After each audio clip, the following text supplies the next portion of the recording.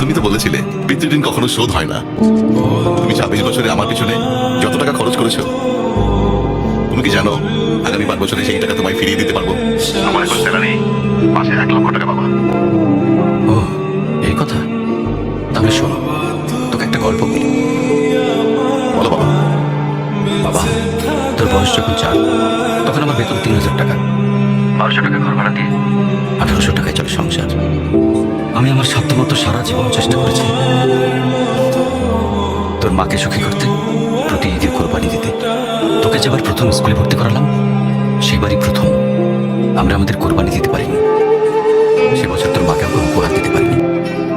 তুই যখন ভার্সিটিতে উঠলি, আমাদের অবস্থা তখন মোটামুটি ভালো, কিন্তু খুব কষ্ট হয়ে গিয়েছিল যখন আমার ট্রান্সফার হয়।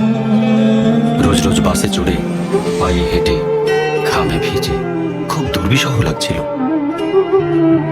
একদিন শোরুম থেকে একটা বাইক দেখে আসলাম।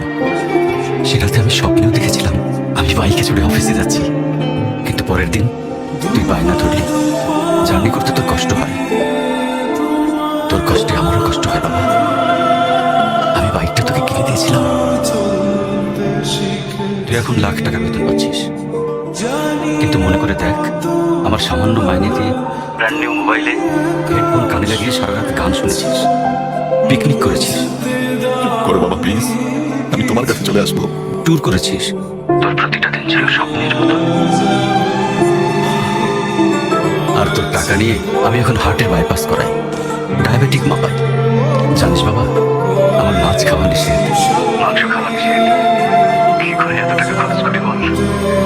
তোর টাকা নিয়ে তাই আমি কল্পনার হাট বসাই। সেই হাটে আমি বাইক চালিয়ে সারা শহর ঘুরে বেড়াই। তোমার টাকা না, আমি তোমার ভালোবাসা তোমায় ফিরিয়ে দেবো।